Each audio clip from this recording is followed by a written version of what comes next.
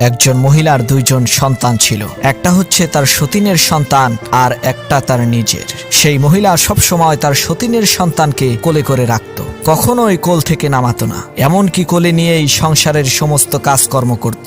যখন পাড়ায় বেড়াতে যেত, নিজের ছেলেকে হাত ধরে হাঁটিয়ে নিয়ে যেত এবং সতীনের সন্তানকে কোলে করে নিয়ে যেত। সতীনের সন্তানের প্রতি ভালোবাসার এই বিরল দৃষ্টান্ত দেখে এলাকার সমস্ত লোকেরা সেই মহিলার প্রশংসায় একেবারে পঞ্চমুখ হয়ে উঠল।